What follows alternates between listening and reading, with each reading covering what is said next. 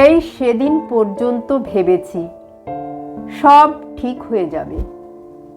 কবে, কখন, কেমন করে, কিভাবে ঠিক হবে এবং সত্যি সত্যি কি ঠিক হবে এবং ঠিক না হলেই বা কি হবে, সে বিষয়ে অবশ্য কোনো চিন্তা করিনি, কোনো ধারণাও ছিল না।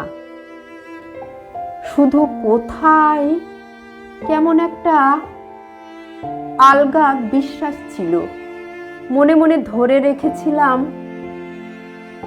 একদিন সব ঠিক হয়ে যাবে।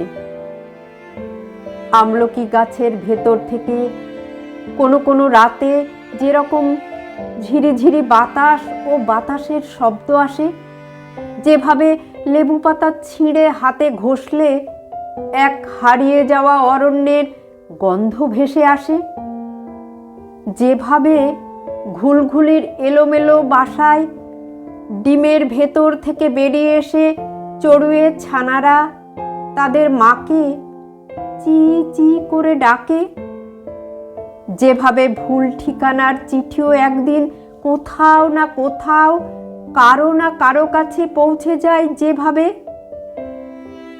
একটা ক্ষীণ ভরসা ছিল এই সেদিন পর্যন্ত। যেভাবে এইসব ঘটে, এইসব ঘটে যায়, সেইভাবে একদিন সব ঠিকঠাক হবে। আমার কিছু করণীয় নেই, শুধু বসে থাকার অপেক্ষা। এখনো ভাবি একদিন সব ঠিকঠাক হবে, আর এও ভাবি কি ঠিকঠাক হবে, ঠিকঠাক না হলেই বা কি হবে।